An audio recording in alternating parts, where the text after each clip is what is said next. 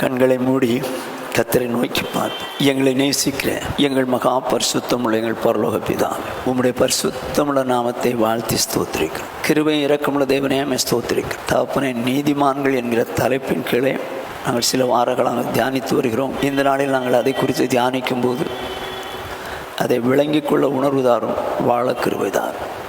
இயேசு கிறிஸ்துவின் இன்ப நாமத்தில் பிதாவே, ஆமென். வேதம் சொல்கிறது, எல்லாரும் பாவம் செய்து தேவ மகிமை அற்று போனார்கள் என்று சொல்லி. ஸோ உலகத்தில் பாவம் செய்யாதவங்க யாருமே இல்லை, எல்லாருமே பாவம் செஞ்சிட்டாங்க. அப்போ இந்த பாவத்திலிருந்து ஜனங்களை மீட்டு எடுக்க வேண்டும் என்று சொல்லி தேவன் விரும்புகிறார். ஆகவே தேவன் தம்முடைய குமாரனாகிய இயேசு கிறிஸ்துவை இந்த உலகத்திற்கு பாவிகளை மீட்பதற்காக அனுப்புகிறார்.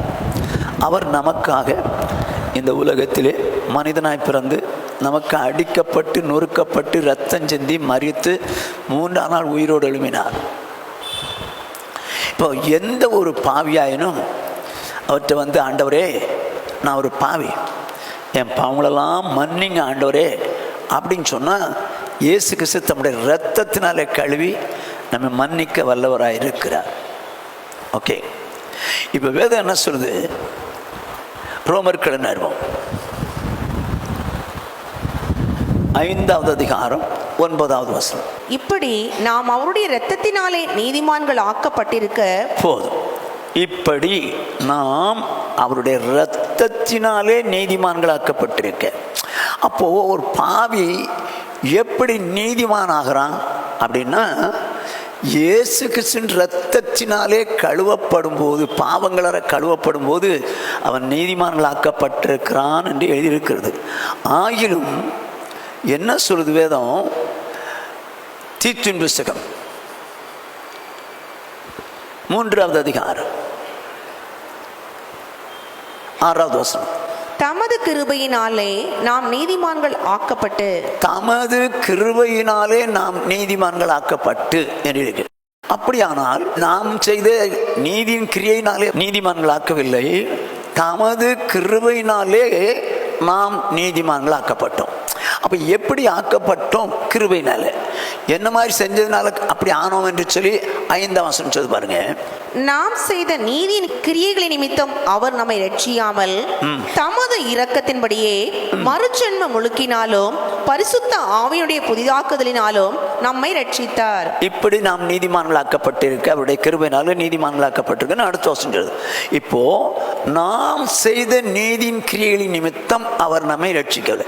அப்படியானா நாம நிறைய என்னமோ கிரியை செஞ்சிட்டோம், நான் அது செஞ்சுட்டேன் இது செஞ்சுட்டேன், அதாவது நான் சர்ச்சுக்கு அதை பண்ணேன் இதை பண்ணேன், சர்ச்சு கட்டி கொடுத்தேன், ஊழியங்களுக்கெல்லாம் செஞ்சேன் கொண்டேன், எல்லாம் செஞ்சா கூட அது நம்ம கிரியை, அதனால நம்ம அவர் ரட்சிக்கல. அதனால நம்ம ரட்சிக்கிற தேவன் தம்முடைய இரக்கத்தின்படி நம்மை பாவங்கள கழுவி மறுஜென்மம் முழுக்கினாலும், அப்படின்னா மறுஜென்மத்துக்குரிய முழுக்கு ஞானஸ்நானத்தினாலும் பரிசுத்த ஆவியினாலும் புதிதாக்கப்பட்டவளாய் நம்மை ரட்சித்தார். இந்த மனம் திரும்பி பாவங்களிலிருந்து விடுதலை ஆகி மறுஜென்மம் முழுக்கு பெற்று பரிசுத்தாய் பெற்றதுனால நம்மை ரட்சித்தார். கிருபையினாலே நாம் நீதிமான்களாக்கப்பட்டோம் என்று. அப்போ யார் நீதிமான்கள்? யார் நீதிமான்கள் என்று சொன்னால், யார் ஒருவர் மனம் திரும்பி தன் பாவங்களெல்லாம் உணர்ந்து மன்னிப்பு கேட்டு ஆண்டவர் மன்னித்தார் என்று விசுவாசித்து பாவ மன்னிப்புக்கென்று ஞானஸ்நானம் பெற்றுக்கொண்டு பரிசுத்தாய் பெறுகிறார்களோ அவர்கள் யார்? நீதிமான்கள். அவர்கள் நீதிமான்கள். சரி, இது நீதிமான்களை குறித்து காரியம். இந்த நீதிமான்கள் குறித்து தான் கேரக்டரை கூட பார்த்துக்கிட்டே இருக்கிறோம். வேதம் என்ன சொல்லுது? கடந்த வாரத்தில் நம்ம என்ன தியானித்தோம்? சங்கீதம் 37:29. நீதிமான்கள் பூமியை சுதந்திரித்துக் கொண்டு என்றைக்கும் அதிலே வாசமாயிருப்பார்கள். நீதிமான்கள் பூமியை சுதந்திரித்து கொண்டு என்றைக்கும் அதில் வாசமாயிருப்பார். எங்க நீதிமான்கள் இப்போ தான் பூமியில தான் இருக்காங்க. நீதிமான்கள் எப்பவும் பூமியில் தானே இருக்காங்க. அப்படி இருக்கும்போது என்ன பூமியை என்றைக்கும் சுதந்திரித்து கொண்டு, பூமியை சுதந்திரித்து கொண்டு அப்படின்னா அது எந்த பூமி? 1000 வருஷம் அரசாட்சியில் இந்த நீதிமான்கள் தான் வாழ்வாங்க. நீதிமான்கள் தான். எல்லாரும் இல்லை, உலகத்தில் பிறந்து எல்லாரும் செத்து போயிட்டா கூட வர முடியாது. ஆனால் நீதிமான்கள் இயேசு கிறிஸ்து வரும்போது எடுத்துக்கொள்ளப்படுகிறார்கள். கிறிஸ்துவுக்குள் மரித்தவர்கள் முதலாம் விதத்திலும் பங்குள்ளவர்களாகி போயிடுறாங்க. பின்பு உயிரோடு இருக்க நாமும் போயிடுறோம். ஆனால் என்ன நடக்குது? திரும்ப வரும்போது பரிசுத்தவான்களோடு கூட வர்றார். வந்து இது பூமிக்கு வர்றார். 1000 வருஷம் இந்த பூமிக்கு அரசாள போகிறார். எப்போ? இந்த இயேசு நம்மளை எடுத்துகிட்டு போன பிறகு 7 வருஷம் உபத்திரவ காலம். இந்த உபத்திரவ காலம் 3 வருஷம் உபத்திரவ காலம், அடுத்த 3 வருஷம் மகா உபத்திரவ காலம். இது முடிஞ்ச உடனே அந்தி கிறிஸ்துவையும் கள்ளத்தீர்க்கதரிசியும் எனக்கு அக்னி கடலில் போட்டுறாங்க. வலு சர்ப்பத்தை ஒரு சங்கனினால் தூதன் ஒருவன் கட்டி கொண்டு போய் பாதாளத்தில் போட்டுறான். எவ்வளோ நாளைக்கு? 1000 வருஷம் வரைக்கும் இருக்குது. இந்த 1000 வருஷம் இந்த பூமியில் தேவன் கூட்டிகிட்டு போனாரே பரிசுத்தம், அவங்களோடு கூட வர்றார். வந்து இந்த உலகத்தில் 1000 வருஷம் அரசாட்சி. அதுதான் நீதிமான்கள் பூமியை சுதந்திரித்து கொள்வார்கள் இருக்கு. இந்த பூமி தான், இதே பூமி தான். ஆனால் இதே பூமியாக இருந்தாலும் ஆடும் ஓனாய் ஒன்று போல மேயும், சிங்கம் மாட்டை போல புல்லு திங்கும். இந்த மாதிரி சூழ்நிலை. குழந்தை பாம்பு புத்து மேலே கையை போடும், பாம்பு வலைக்குள்ளே கையை வைக்கும். ஸோ இப்படிலாம் இருக்கும். ஒரு தீமையும் இருக்காது, ஒரு தீமையும் இருக்காது. ஸோ அப்படிப்பட்ட காலத்தில் யார்? இந்த நீதிமான்கள் இருப்பாங்களாம். ஆனால் அந்த நீதிமான்களில் யார் தான் நம்ம எல்லாரும் நீதிமான்கள் தான். அந்த நீதிமான்களில் யார் தான் பூமியை சுதந்திரித்து கொள்வார்கள்? எல்லாருமா? இயேசு சொல்லும்போது சொன்னார், சாந்த குணம் உள்ளவர்கள் பாக்கியவான்கள், அவர்கள் பூமியை சுதந்திரித்துக் கொள்வார்கள். அப்போ நம்முடைய வாழ்க்கையில் சாந்த குணம் ரொம்ப அவசியம். நம்ம நீதிமான்கள் தான் இல்லைன்னு சொல்லலை, நமக்கு சாந்த குணம் ரொம்ப அவசியம். ஆனால் எந்த மனுஷனுக்கும் சாந்த குணம் இருக்காது. ஏன் அப்படின்னா நம்முடைய சுபாவம் சாத்தானோடு கூட இருந்து பாவங்களை செஞ்சோம், பாவங்களெல்லாம் மன்னிப்பு கேட்டோம். ஆனால் அவனுடைய கேரக்டர் நமக்கு இருக்கும், சாந்த குணம் நம்மகிட்ட இருக்கவே இருக்காது. ஆனால் அதனால தான் இயேசு சொன்னார், நான் சாந்தமும் மனத்தாழ்மையுமாக இருக்கிறேன், என் நுகத்தை ஏற்றுக்கொண்டு என்னிடத்தில் கற்றுக்கொள்ளுங்கள், அப்பொழுது உங்கள் ஆத்மாவுக்கு இளைப்பாறுதல் கிடைக்கும். அப்படியானா நம்ம சுய முயற்சியில் சாந்த குணம் அடையவே முடியாது. ஆனால் அதுக்கு மாறாக இயேசு கிறிஸ்துவோடு கூட ஞானஸ்தானத்தில் உடன்படிக்கை பண்ணி இயேசு கிறிஸ்து எப்படியெல்லாம் சாந்தமாக இருந்தாரோ, எந்தெந்த சூழ்நிலையெல்லாம் சாந்தமாக இருந்தாரோ அப்படி நம்ம இருக்கணுங்கிற எண்ணத்தில் நம்ம ஒப்பு கொடுக்க அந்த சாந்த குணம் வரும். இல்லைன்னா என்ன தெரியுமா? எல்லார்ட்டையும் கேட்டிங்கன்னா நீங்கள் சாந்தமாக இருப்பீங்களா?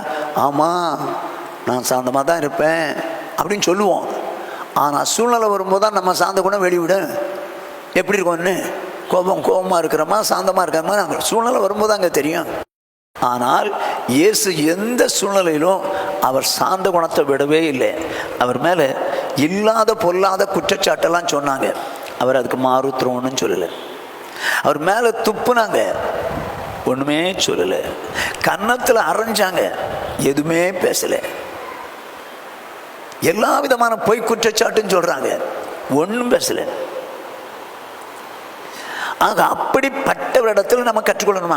இந்த சூழ்நிலையை ஆண்டவர் இயேசு எப்படி சாந்தமாக இருந்திருப்பார், நானும் அப்படி இருக்கணுமே அப்படின்னு சொல்லி அவருடைய சாந்த குணத்தை நம்ம பெற்றுக்கொள்ளணும். அப்படிங்கிறதுக்காக அவரோட சேர்ந்துருக்கிறோம். ஏன்னா சாந்த குணம் உள்ளவர்கள் பாக்கியவான்கள், அவங்க தான் பூமியை சுதந்திரித்துக் கொள்வாங்க. சாந்த குணம் நமக்கு வராது, நமக்கு வரவே வராது. நம்ம குணமே வேறு. பாவம் செஞ்சு விட்டோம், ஆண்டவர் கோபத்தில் இப்படி பேசிட்டேன், அடிச்சு விட்டேன், இதெல்லாம் மன்னிப்பு கேட்டோம். ஆனால் இல்லாத சாந்த குணம் நமக்கு வராது. ஆனால் யாரோடு இயேசுவோடு சேரும்போது தான் அந்த சாந்த குணம் வரும், அந்த சாந்த குணம் வரும்.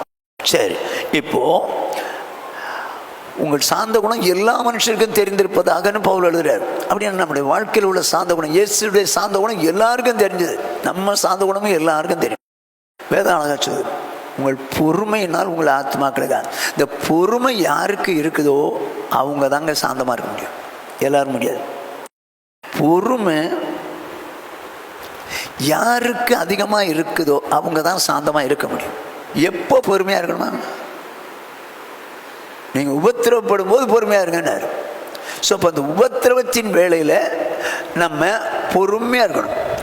அப்போ தான் நம்ம சார்ந்த குணம் நமக்கு வெளிப்படும். ஓகே, இதைத்தான் கடந்த வாரத்தில் தியானித்தோம். இந்த வாரத்தில் நீதிமொழிகளின் புஸ்தகம் 11வது அதிகாரம் 8வது வசனம். நீதிமான் இக்கட்டு நின்று விடுவிக்கப்படுவான், அவன் இருந்த இடத்திலே துன்மார்க்கன் வருவான். வேதம் சொல்லுது, நீதிமான் இக்கட்டு நின்று விடுவிக்கப்படுவான். இக்கட்டு வராது என்பது அல்ல. இக்கட்டு எல்லாருக்கும் வரும், பிரச்சனைகள் எல்லாருக்கும் வரும். சங்கீதக்காரன் அழகா சொல்லுவான், 108ஆம் சங்கீதம் 12ஆம் வசனத்தில், 108ஆம் சங்கீதம் 12ஆம் வசனம், இக்கட்டில் எங்களுக்கு உதவி செய்யும் மனுஷனுடைய உதவி விருதா. என்ன சொல்றாரு? இக்கட்டில் எங்களுக்கு உதவி செய்யும் மனுஷன் எங்களுடைய இக்கட்டில் உதவி செய்ய முடியாது. அவன் வேஸ்ட், அது உதவி வரவே வராது, அவனால் முடியாது. இத்தனைக்கும் தாவீது ஒரு ஆட்டுக்குட்டியை சிங்கம் கொண்டு போது பின்னால் போய் அடிக்கும்போது, சிங்கம் சீறிட்டு வரும்போது அதை அடித்து கிழித்து ஆட்டுக்குட்டியை எடுத்துக்கிறான். ஒரு கரடி வந்து ஆட்டுக்குட்டியை கொண்டு போகும்போது அதை அடித்து மீட்டு எடுக்கிறான். பெரிய கோலியாச்சு ராட்சதன், அவனை கொண்டு இஸ்ரவேலுக்கே ரட்சிப்பு உண்டாக்கினான். இவ்வளவு பெரிய வல்லமை உள்ள அவன் சொல்றான், எங்கள் இக்கட்டிலே எங்களுக்கு உதவி செய்யும். மனுஷனுடைய உதவி விடுதான். அப்போது நம்முடைய வாழ்க்கையில் நிறைய நேரங்களில் நம்மால் பல காரியங்கள்லேருந்து விடுதலை ஆயிருப்போம்.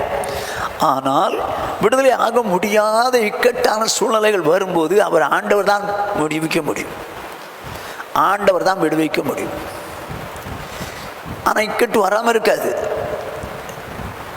வேதம் அழகா சொல்லுது, நீதிமான் இக்கட்டு நின்று விடுவிக்கப்படுவான் அப்படின்னு சொல்லி வேதம் சொல்லுது.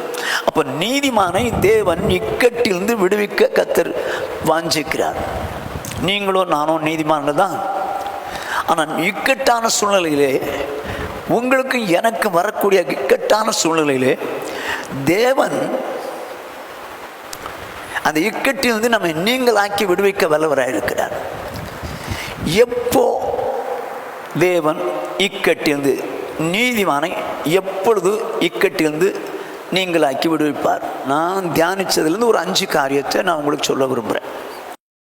எப்போ நீதிமானை இக்கட்டிலிருந்து விடுவிப்பார்? எல்லாருக்கும் தெரிஞ்ச சம்பவங்களை உங்களுக்கு நான் ஞாபகப்படுத்துகிறேன். ஆதியாகமம் 39வது அதிகாரம் 19வது 20வது வசனங்கள். உம்முடைய வேலைக்காரன் எனக்கு இப்படி செய்தான் என்று தன் மனைவி தன்னோட சொன்ன வார்த்தைகளை அவனுடைய எஜமான் கேட்டபோது அவனுக்கு கோபம் உண்டது. என்னவா?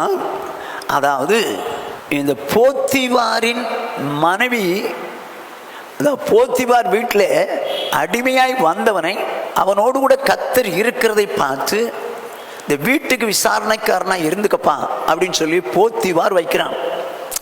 அவன் 30 வயது வாலிபன், அழகா இருக்கிறான். அதை பார்த்து போத்திபாரின் மனைவிக்கு ஆசை வந்துருச்சுது. அதனால தவறான காரியங்களை செய்யறதுக்கு தூண்டுறான். ஆனால் தூண்டும் போது அவள் தவறு செய்யவே மாட்டேங்கிறான். நான் தவறு செய்ய மாட்டேன்னு சொல்லி சட்டை பிடிக்கிறான், ஓடி போயிடுறான். இந்த சட்டை வச்சுக்கிட்டே அவன் வரும் வரைக்கும், புருஷன் வரும் வரைக்கும் காத்திருக்கிறான். புருஷன் வரும் வரைக்கும் காத்திருக்கிறான். நீங்கள் கொண்டு வந்த இந்த அடிமை இப்படி சரசம் பண்ண வந்துட்டானோன்னு இந்த எஜமான் அதை கேட்டபோது அவனுக்கு கோபம் வந்துருச்சு.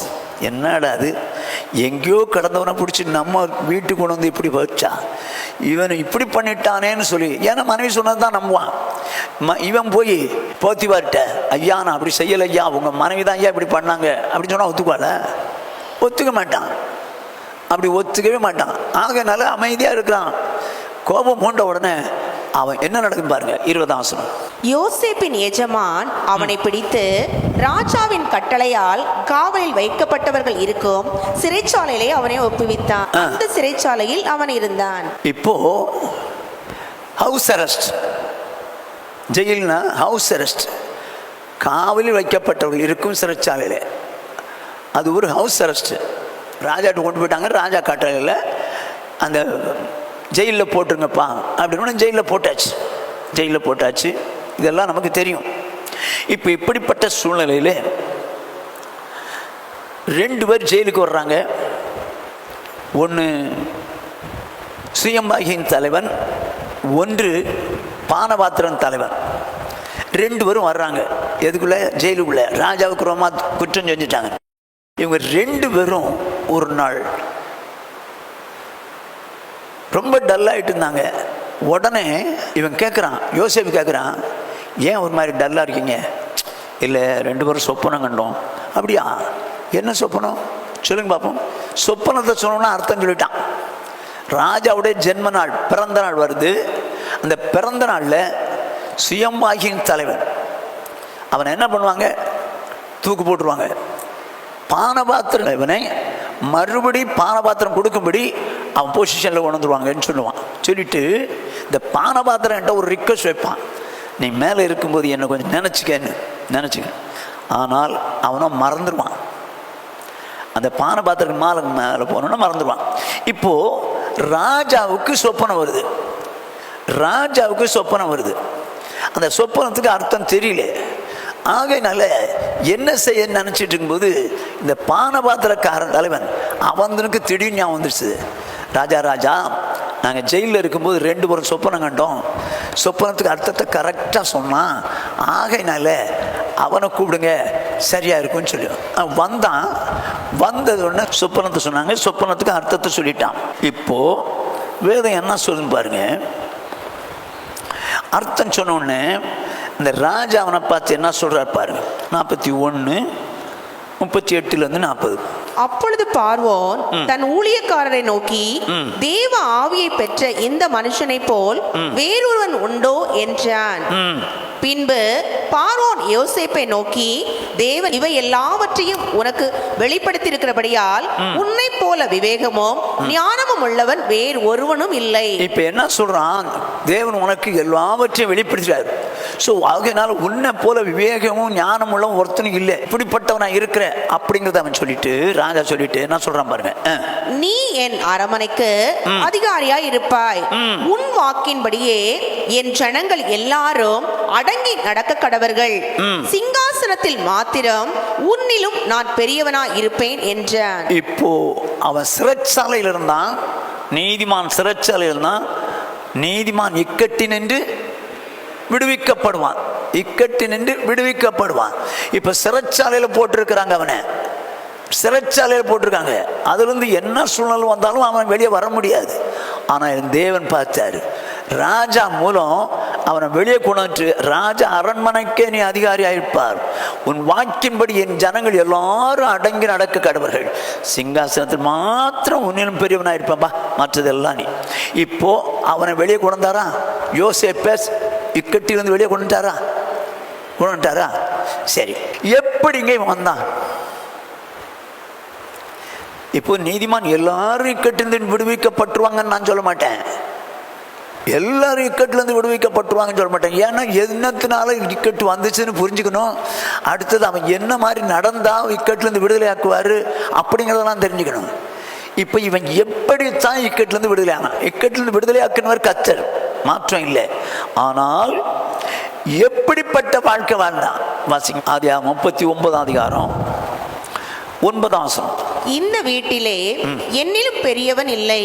நீ அவருடைய மனைவியா இருக்கிறபடியால் உன்னை தவிர வேறு ஒன்றையும் அவர் எனக்கு விலக்கி வைக்கவில்லை. இப்படி இருக்க நான் இத்தனை பெரிய பொல்லாங்குக்கு உடன்பட்டு தேவனுக்கு விரோதமாய் பாவம் செய்வது எப்படி என்றான். என்ன சொல்றான்? அவளோ அவனை தீமை செய்யும்படி பாவம் செய்வதற்கு தூண்டுறான்.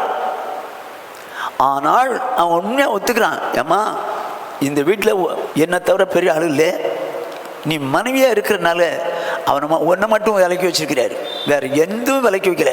இப்படி இருக்க நான் இத்தனை பெரிய பொல்லாங்கு உடன்பட்டு என் தேவனுக்கு விரோதமாய் பாவம் செய்வது எப்படி? அப்படியானா இவன் பாவம் செய்யும்படியான இக்கட்டான சூழ்நிலை வந்த போதிலும் நாம் பாவம் செய்ய முடியாது அப்படின்னு சொல்லி பாவத்துக்கு விலகிறவனா இருந்தான். வேதம் சொல்லுது 13.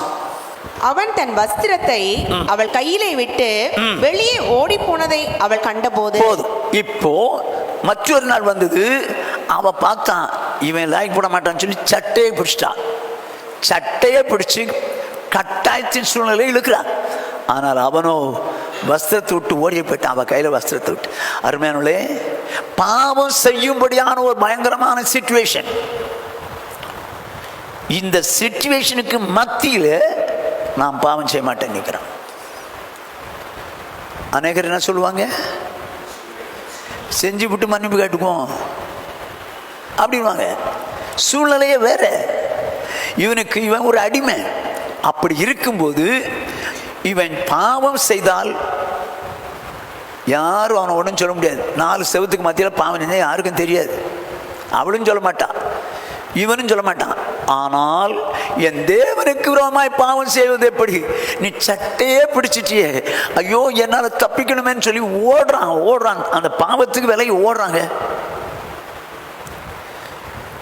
சரி, இப்படி நடந்தால் ஒருவேளை தான் எஜமான்ட்ட சொல்லி தலையை எடுக்கலாம், ஜெயிலையும் போடலாம். அப்படிதான் நடக்கும். ஏன்னா அடிமை. அப்படிப்பட்ட நிலைமையிலும் கூட அவன் உயிரை பார்க்கல. என் தேவனுக்கு விரோதமாய் பாவம் செய்வது எப்படி? ஒரு பாவம் இல்லாத வாழ்க்கை வாழணும்னு சொல்லி ஆசைப்பட்டவங்க யோசேப்பு பாவத்துக்கு செத்துறணுங்க. ஜெயிலிருந்து வெளியே வந்தான், இக்கட்டிருந்து வெளியே வந்தான். அவனுடைய வாழ்க்கையில் பாவம் இல்லை. அதனால இக்கட்டில் இருந்து அவனை விடுதலையாக்கினார். அருமையானே, இந்த இக்கட்டிலிருந்து என்ன விடுதலையாக்குங்க ஆண்டவரே, பிரச்சனையிலிருந்து விடுதலையாக்குங்க ஆண்டவரே அப்படிலாம் ஜெபம் பண்ணுவோம். ஆனால் எப்போ விடுதலை ஆக்குவார்? ஒன்று, பாவம் இல்லாத ஒரு வாழ்க்கை வாழும்போது தான் விடுதலை ஆக்குவார். வேதம் சொல்லுது, எபிரேயர் இருக்கும் 12வது அதிகாரம் 4வது வசனம். பாவத்திற்கு விரோதமாய் போராடுகிறதில் இரத்தம் சிந்தப்படத்தக்கதாக நீங்கள் இன்னும் எதிர்த்து நிற்கவில்லையே. வேதம் என்ன எதிர்பார்க்கிறது? பாவத்துக்கு விரோதமாய் போராடுகிறதில் ரத்தம் சிந்தினாலும் பரவாயில்ல, அந்த அளவுக்கு நம்ம எழுத்து நிற்க, இந்த பாவத்துக்கு விரோதமாக எழுத்து நிற்கணும்னு எதிர்பார்க்குது. அப்படியானால் பேதுரு அழகா சொல்ல, நாம் பாவங்களுக்கு செத்து. ஸோ பாவத்துக்கு செத்துறணுங்க. நீதிமான் நிக்கட்டிலிருந்து விடுதலையாக்கப்படுவான்.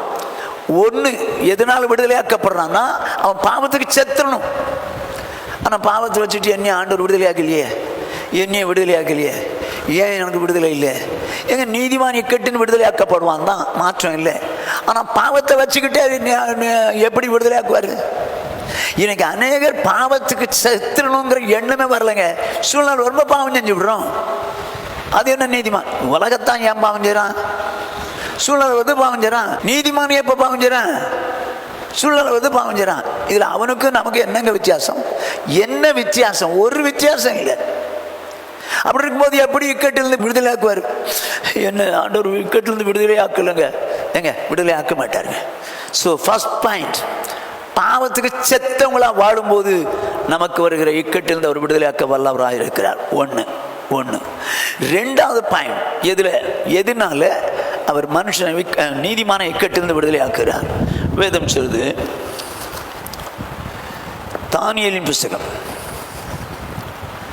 3வது அதிகாரம் 19ஆம் வசனத்திலிருந்து 21ஆம் வசனம் முடிய. அப்பொழுது நேபுகாத்நேச்சாருக்கு கடும் கோபம் உண்டு. சாத்ராக், மேஷாக், ஆபேத்நேகோ என்பவர்களுக்கு விரோதமாய் அவனுடைய முகம் வேறுபட்டது.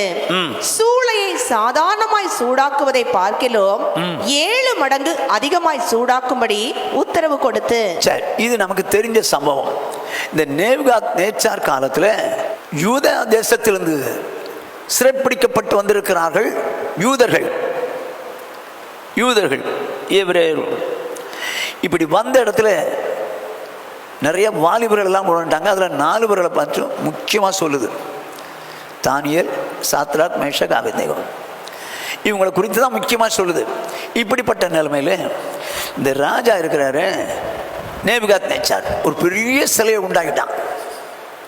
உண்டாக்கி தேசத்தில் உள்ள எல்லா தேசத்தின் அதிபதிகள், மக்கள் எல்லாரும் ஒரு குறிப்பிட்ட நாளில் எல்லாரும் வந்து வணங்கணும்ட்டான். எல்லாரும் வணங்குறாங்க. ஆனால் சாத்ராக், மேஷாக், ஆபேத்நேகோ வணங்க போகலை. இது ராஜாவுக்கு சொல்லிவிட்டாங்க. யாரும் சாத்ராக், மேஷாக், ஆபேத்நேகோ வணங்கலைங்க அப்படின்னு அவங்கள கூப்பிட்டு அனுப்புகிறாங்க. ஆமாம், நீ ஏன் வணங்கலை? அடுத்தாப்பில் நீங்கள் வணங்கலைன்னா அக்கினி சூளையில் போட்டுருவேன். அப்படின்னு சொன்னபோது அவன் என்ன சொல்கிறாங்க, தேவன் எங்களை விடுவிக்க வல்லவராக இருக்கிறார், விடுவித்தாலும் சரி விடுவிக்காமல் போனாலும் சரி நான் வணங்க மாட்டேன், வணங்கவே மாட்டோம் அப்படின்னு நிற்கிறாங்க. போட்டுக்க தேவன் எங்களை விடுவிக்க வல்லவராக இருக்கிறார், விடுவித்தாலும் சரி விடுவிக்காமல் போனாலும் சரி நான் வணங்க மாட்டேன் போ அப்படின்னு சொல்லி 3 பேரும் சொல்கிறாங்க. இந்த ராஜாவுக்கு கடும் கோவம் உண்டாயிடுச்சு. என்னடா அது, நம்ம ராஜா அதை வணங்க சொன்னால் இப்படி சொல்கிறாங்க அப்படின்னு சொல்லி சாதாரணமாக சூடாக்குறத பார்க்கணும், 7 மடங்கு அதிகமாக சூடாக்க உத்தரவு விட்டான். 7 மடங்கு அதிகமாக சூடாகிடாச்சு. வாசிங்க இப்போ.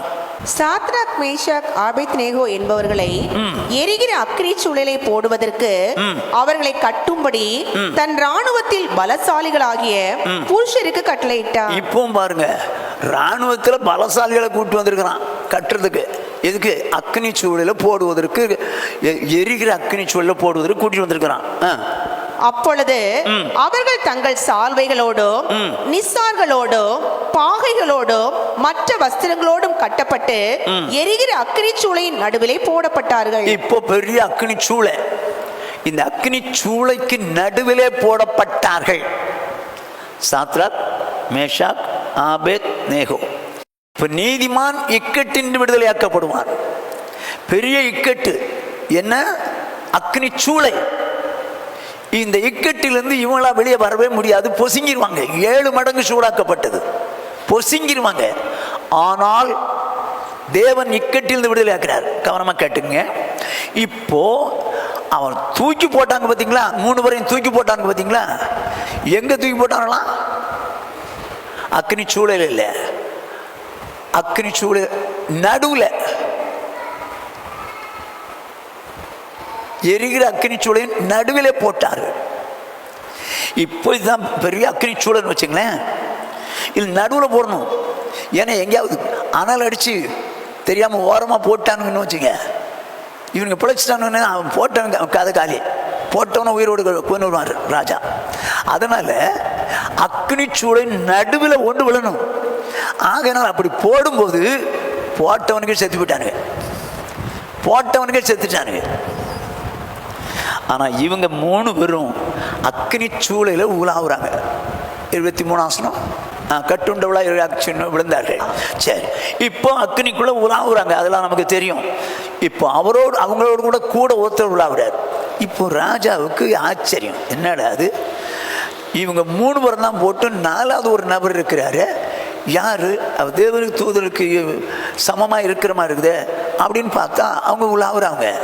உலாவுறதை பார்த்துட்டு ராஜாவே சொல்கிறாரு, சாத்ராக் மேஷாக் ஆபேத்நேகோ விட்ட நீங்கள் வெளியே வாங்கப்பா, வெளியே வாங்க. இவன் பக்கத்தில் போக முடியாது, இவன் பக்கத்தில் போனால் வெந்துருவாங்க.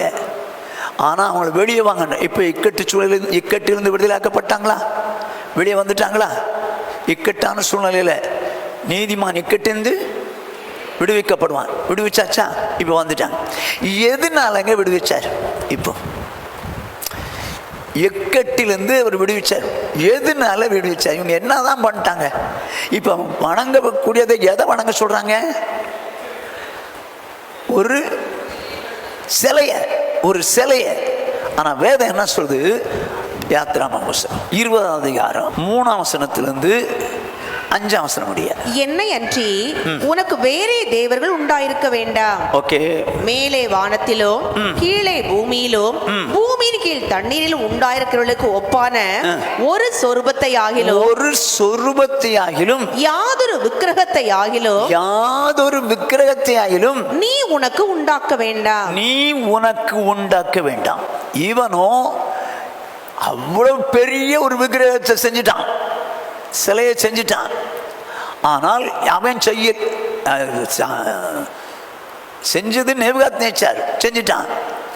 இப்போ இவங்களுக்கு எபிரேயர் அங்கே இருக்கும்போது, யூதாவில் இருக்கும்போது கற்பனைகளின் வழியாக வந்த கற்பனைகளை கை கொண்டு வாழ்ந்தவங்க. அந்த கற்பனைகளில் என்ன சொல்லுது? ஒரு சொரூபத்தை உண்டாக்காத, ஒரு விக்கிரகத்தை உண்டாக்க வேண்டாம். 2வது நீ அவைகளை நமஸ்கரிக்கவும் சேவிக்கவும் வேண்டாம். உன் தேவனாகிய கர்த்தராயிருக்கிற நான் எரிச்சல் உள்ள தேவனாயிருந்து என்னை பகைக்கிறவர்களை குறித்து பிதாக்களுடைய அக்கிரமத்தை பிள்ளைகளிடத்தில் 3ஆம் 4ஆம் தலைமுறை மட்டும் விசாரிக்கிறவராய் இருக்கிறேன். என்ன சொல்றார் பாருங்க, நீ உண்டாக்காத அப்புறம் நீ அவைகளை நமஸ்கரிக்கவும் சேவிக்கவும் வேண்டாம். ஏன்னா உன் தேவனாய் கர்த்தராய் இருக்கிற நான் எரிச்சல் உள்ள தேவனாய் இருந்து என்னை பகைக்கிறவளை குறித்து, என்னை பகைக்கிறவளை யார் பகைக்கிறாங்க? பகைக்கிறவங்க யார் இந்த இடத்துல? யார் விக்கிரகத்தை உண்டாக்கி சொரூபத்தை உண்டாக்கி நமஸ்கரிக்கிறாங்களோ அவங்க பகைக்கிறாங்கன்னு அர்த்தம். யார் விக்கிரகத்தை உண்டாக்குறாங்களோ அதை நமஸ்கரிக்கிறாங்களோ அவங்க தேவனை பகைக்கிறாங்கன்னு அர்த்தம். ஆனால் வேதம் என்ன சொல்லுது? அவைகளை உண்டாக்க வேண்டாம். உன் தேவனாய் கர்த்தராய் நான் எரிச்சல் உள்ள தேவனாய் இருந்து என்னை பகைக்கிற 3ஆம் தலைவர் மட்டும் விசாரிக்கிறவனாக இருக்கேன்னு சொல்லிட்டு அடுத்ததெல்லாம் சொல்லுவார். உண்டாக்க வேண்டாம், தேவனாய் கர்த்தர் நான் எரிச்சல் உள்ள தேவனாய், அவைகளை நமஸ்கரிக்க வேண்டாம். அப்படி செஞ்சீங்கன்னா என்னை பகைக்கிறீங்கன்னு அர்த்தம்னு சொல்றாரு.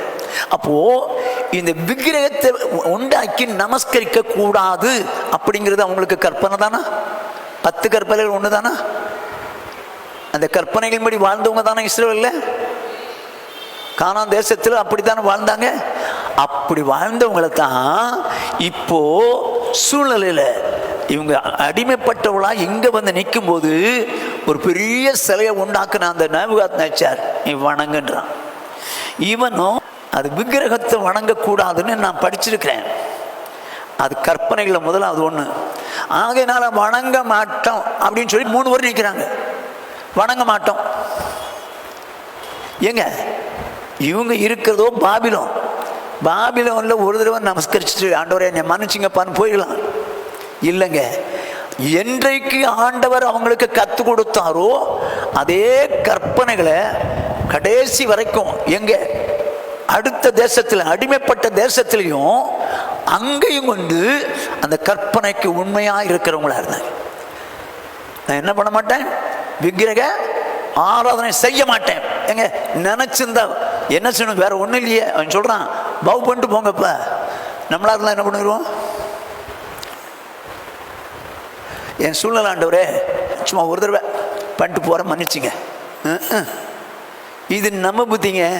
அவங்க என்னைக்கோ எங்கேயோ படிச்சவங்க, எங்கேயோ அதன்படி வாழ்ந்தவங்க. ஆனால் இன்றைக்கு அப்படிப்பட்ட ஒரு சூழ்நிலை வருது.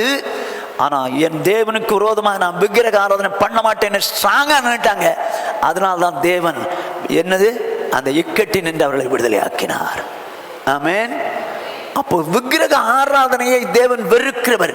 அந்த விக்கிரக ஆராதனை வெறுக்கிறவராக இருந்தபடினாலே அந்த விக்கிரக ஆராதனை வெறுத்த அவளுக்கு ஒரு இக்கட்டான சூழ்நிலை வந்த போதிலும் அந்த இக்கட்டி நின்று தேவன் அவளை விடுதலை ஆக்கினார். ஆமென். ஹல்லேலூயா. முதல்ல பாவத்துக்கு செத்துட்டான் ஒருத்தன், அதனால இக்கட்டின்று விடுதலை ஆக்கினார். இப்ப அடுத்தது 3 பேர் எப்படி கட்டிருந்து விடுதலை ஆக்குறாங்க? அவங்க கத்துக்கிட்டது என்னது? இஸ்ரவேல்ல இருக்கும்போது விக்கிரகத்தை உண்டாக்க கூடாது, அதை நமஸ்கரிக்கவும் சேவிக்கவும் கூடாது. இது அவங்களுக்கு கட்டளையிட்டது. ஆகையினால என்ன பண்ணிட்டாங்க? 3 பேரும் செத்தாலும் பரவாயில்லங்க, நாங்கள் வணங்க மாட்டோம் அப்படித்தானே சொல்றாங்க. தேவன் எங்களை விடுவிக்க வல்லவராக இருக்கிறார். விடுவிச்சாலும் சரி, ஒருவேளை விடுவிக்கலாம் கூட பரவாயில்ல. ஆனா என் தேவன் சொன்ன அந்த கற்பனைப்படி நான் விக்கிரக ஆராதனை செய்ய மாட்டோம்னு சொல்லி 3 பேர் நின்னனால என் தேவன் இக்கட்டின் அவரை விடுதலை ஆக்கினார். ஆமென். நானும் நீங்களும் யார் எந்த சூழ்நிலை எப்படி வந்தாலும் விக்கிரக ஆராதனைக்கு விலகி ஓடினுங்க. வசனம் அப்படிதான் சொல்லுது, விக்கிரக ஆராதனைக்கு விலகி ஓடுங்கள், விக்கிரக ஆராதனைக்கு விலகி ஓடுங்கள். அப்படியானால் விக்கிரகத்தை கர்த்தர் ஒத்துக்கவே மாட்டாருங்க. விக்கிரக ஆராதனை ஒத்துக்கவே மாட்டார். 1 கொரிந்தியர் 6:9-10 வசனங்கள். அநியாயக்காரர் தேவனுடைய ராஜ்யத்தை சுதந்திரிப்பதில்லை என்று அறியீர்களா? வஞ்சிக்கப்படாதிருங்கள். வேசி மார்க்கத்தாரும் விக்கிரக ஆராதனைக்காரரும் விபச்சாரக்காரரும் சுய புணர்ச்சிக்காரரும் ஆண் புணர்ச்சிக்காரரும். ஒரு நிமிஷம். அநியாயக்காரர் தேவனுடைய ராஜ்யத்தை சுதந்திரிப்பதில்லை என்று அறியீர்களா? அநியாயம் செய்கிறவங்க போக முடியாது. ஏமாற்றப்படாதீங்க, வஞ்சிக்கப்படாதீர்கள், சொல்லிட்டு வேசி மார்க்கத்தாரும் விக்கிரக ஆராதனைக்காரரும் விபச்சாரக்காரரும் சுயப்புணர்ச்சிக்காரரும் ஆண் புணர்ச்சிக்காரரும் இந்த பாவெல்லாம் இருக்குது காரரும். இது யாருக்கு சொல்லப்பட்டது? பரிசுத்தவான்களுக்கு, சபைக்கு எழுதுகிறார் பவுல். அப்படிப்பட்டவங்க இதில் உள்ள இருக்கக்கூடாது அப்படிங்கிறதுக்காக எழுதுறார். ஆண் புணர்ச்சிக்காரரும். அடுத்த வசனம், திருடரும் பொருளாசைக்காரரும் வெறியரும் உதாசீனரும் கொள்ளைக்காரரும் தேவனுடைய ராஜ்யத்தை சுதந்தரிப்பது இல்லை. இப்போ தேவனுடைய ராஜ்யத்தை இவர்கள் சுதந்தரிப்பதில்லை. இந்த வசனத்துல திருடன், பொருளாசைக்காரன், வெறியன், உதாசீனன், அப்படி கொள்ளைக்காரன் அப்படின்னு போட்டுருது. உபதாசத்துல என்ன இருந்துச்சு? விக்கிரக ஆராதனைக்காரன் இருக்கு. ஆண் புணர்ச்சிக்காரன், சுய புணர்ச்சிக்காரன் போட்டுருக்குது. விக்கிரக ஆராதனைக்காரன் இருக்கு. அப்போ இந்த விக்கிரக ஆராதனைக்காரர்கள் தேவனுடைய ராஜ்யத்துக்கே போக முடியாதுங்க. தேவனுடைய ராஜ்யத்துக்கே போக முடியாது. சிலர் நம்ம வாழ்க்கையில் ஒரு காரியம் நடக்கலைன்னா அந்த சாமிகிட்ட வந்துட்டு போ, உனக்கு செஞ்சிருப்பா அப்படின்னு சொன்ன உடனே இக்கட்டான ஒரு சூழ்நிலை, வேற வழி இல்லை, பரவாயில்ல போனாலும் போயிட்டு வந்துடலாமா அப்படின்னு கூட நினைப்பாங்க. அப்படி போயிட்டு ஒன்றுமே தெரியாத மாதிரி உட்காந்துருவாங்க. ஆனால் என் தேவன் சகலவற்றை அறிந்தவர். ஒரு விக்கிரகத்துக்கு முன்னால் நின்று பவ் பண்ணவோ இல்லை அதை உண்டாக்கவோ நமஸ்கரிக்கவோ கூடாதுன்னா கூடாதுதான். இவங்க எங்கோ படித்தவங்க, யூதா தேசத்தில் இருக்கும்போது அங்கே படித்து அதன்படி வாழ்ந்தவங்க இப்பொழுதோ அடிமைப்பட்டவர்களாக இங்கே நிற்கிறார்கள் பாபிலோன்ல. ஆனால் அடிமைப்பட்ட தேசத்தில் எப்படி வேணாலும் வாழ்ந்தலாம், போனா உயிர் எனக்கு பெருசுன்னு சொல்லி அதை பவ் பண்ணிட்டு போயிருக்கலாங்க. ஆனால் நமஸ்கரிக்க விரும்பல. ஏன்னா விக்கிரக ஆராதனை தேவனுக்கு பிரியமல்லாது என்பதை அறிந்த அவர்கள், எங்கள் தேவன் எங்களை விடுவிக்க வல்லவர், விடுவித்தாலும் சரி விடுவிக்காம போனாலும் சரி நான் வணங்க மாட்டேன். இப்ப அந்த விக்கிரக ஆராதனைக்கு எதிர்த்து நின்றவர்கள் அந்த சாத்ராக், மேஷாக், ஆபேத்நேகோ. அதனால தான் இக்கட்டி நின்று விடுதலை ஆக்கப்பட்டார்கள். எப்படி? விக்கிரக ஆராதனைக்கு எதிர்த்து நின்றவங்க, விக்கிரக ஆராதனை செய்ய மாட்டேன்னு எதிர்த்துனவங்க. ரைட். ரெண்டு. முதல்ல விக்கெட்டு நின்று விடுதலை ஆக்கப்பட்டது எப்படி? எதனால? ஒன்று, எதனால இக்கட்டு நின்று விடுதலை ஆக்கப்பட்டான்? முதல்ல பாவத்துக்கு செத்துட்டான். ரெண்டாவது, விக்கிரக ஆராதனை நான் செய்ய மாட்டோம் அப்படின்னு சொல்லி ஸ்ட்ராங்கா இருந்தாங்க. அதனால தேவன் இக்கட்டி நின்று நீதிமானை விடுதலை ஆக்கினார். மூன்றாவதாக 1 சாமுவேலின் புத்தகம் 23வது அதிகாரம் 25வது 26வது வசனங்கள். ஒண்ணா வாசிங்க. சவுலும் அவன் மனுஷரும் தாவீதை தேட வருகிறார்கள் என்று அவனுக்கு அறிவிக்கப்பட்டது. அவன் கன்மலையில் இருந்து இறங்கி மாகோன் வனாந்தரத்திலே தங்கினான். அதை சவுல் கேள்விப்பட்டு மாகோன் வனாந்தரத்திலே தாவீதை பின்தொடர்ந்தான். இப்ப தாவீதை கொன்னுறணும்னு சொல்லி சவுல் பிரயாசப்பட்டு சுத்தி வர்றான். இப்படி இருக்கும்போது சவுலும் அவன் மனுஷரும் தாவீதை தேட வருகிறார்கள் என்று தாவீதுக்கு அறிவிக்கப்பட்டது. ஆஹா, இந்த பக்கம் தேடி வந்துட்டாங்களே அப்படின்னு சொல்லி அறிவிக்கப்பட்ட போது அவன் கன்மலையிலிருந்து மேலதான் இருந்தான். அங்கிருந்து இறங்கி மாகோன் வனாந்தரத்திலே தங்கினான். இப்போ ஒரு தெரியாத ஒரு இடத்துக்கு போய் அங்க தங்கிட்டான். அதை சவுல் கேள்விப்பட்டு, அப்போ மலையில இறங்கி மாகோன் வனாந்தரத்திலே தங்கியிருக்கிறான் என்று சொல்லி கேள்விப்பட்ட உடனே சவுல் கேள்விப்பட்டு மாகோன் வனாந்தரத்திலே தாவீதை பின்தொடர்ந்தான். எப்படியாவது கொன்னுறணும், அவனை எப்படியாவது கொன்னுறணும் அப்படின்னு சொல்லி பின்தொடர்ந்து வந்துட்டு இருக்கிறான். இந்த சூழ்நிலையில என்ன நடக்கும் பாருங்க. அடுத்த வசனம்.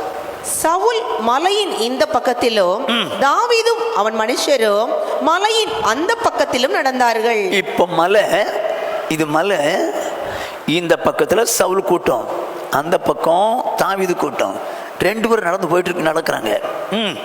சவுலுக்கு தப்பி போக தாவீது தீவிரித்த போது சவுலும் அவன் மனுஷரும் தாவீதையும் அவன் மனுஷரையும் பிடிக்கத்தக்கதாய் அவர்களை வளைந்து கொண்டார்கள். இதுவரைக்கும் தப்பிச்சு போயிட்டே இருந்தான். இதுவரைக்கும் தப்பிச்சு போயிட்டே இருந்தான். இப்ப என்ன நடந்து போச்சு? தப்பி போக, சவுலுக்கு தப்பி போக தாவீது தீவிரித்த போது எப்படினாலும் வேணும் கையிலேருந்து நம்மளை தப்பிச்சிடணுமேன்னு சொல்லி வேகமாக தீவிரிக்கிறான். அவனும் அவனுடைய கூட்டத்தாரும். என்ன நடக்குது? சவுலும் அவன் மனுஷரும் தாவீதையும் அவன் மனுஷரையும் பிடிக்கத்தக்கதாக அவர்களை வளைந்து கொண்டார்கள். தாவீதனுடைய மனுஷர் நடுவில். ஆனால் இப்பொழுதோ சவுலும் சவுனுடைய சேனையும் சுத்திச்சுது. இப்போ அவன் எஸ்கேப் ஆகிறதுக்கு வழியே கிடையாதுங்க. முன்னால் அவன் பக்கத்தில் வந்தால் கூட எங்கேயா போயிடுவான், எப்படியோ தப்பிச்சுடுவான். ஆனால் இப்போ தப்பிக்கிறதுக்கு வழியே கிடையாது, சுத்தி இருக்கிறாங்க. ஆனால் வேதம் என்ன சொல்லுது? நீதிமான் இக்கட்டினின்று விடுவிக்கப்படுவான். இந்த தாவீது தேவனுக்கு உரியவன். இப்ப என்ன நடக்குதுன்னு பாருங்க, வாசிங்க. அந்த சமயத்தில் ஒரு ஆள் சவுலிடத்தில் வந்து, நீ சீக்கிரமாய் வாரும், பெலிஸ்தர் தேசத்தின் மேல் படையெடுத்து வந்திருக்கிறார்கள் என்றான். ஓஹோ, அந்த சமயத்தில், எந்த சமயத்தில்? தாவீதை சுற்றி நிற்கிறாங்க, கதை காலி, தாவீது காலி. இப்படிப்பட்ட சூழ்நிலையில கர்த்தர் பார்க்கிறார். நீதிமான் இக்கட்டின்றி விடுதலையாக்கப்படுவான். ஐயோ, இவன் நீதிமான் ஆயிற்றே, இவனை விடுதலையாக்க வேண்டுமே என்கிற எண்ணம் உள்ள தேவன் சுற்றிலும் இருக்கிற சவுலுடைய படைக்கு நீங்களாக்குறதுக்கு வேற ஒருத்தன் அனுப்பிச்சான். ஆண்டவர் அனுப்பிச்சார். என்ன சொல்றான் அவன் வந்து?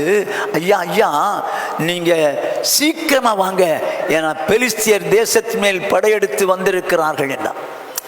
இந்த நேரத்தில் வரணுமா? இந்த நேரத்தில் வரணுமாங்க? என் தேவன் எவ்வளவு நல்லவர் தெரியுமா? அவருக்கு வேற வழியே இல்லை. இப்போ தாவீதுக்கு வேற வழியே கிடையாது, அவ்வளோதான், முடிஞ்சு போச்சு, ஃபினிஷ் அவன் வாழ்க்கை. அந்த அளவுக்கு சுத்திட்டாங்க.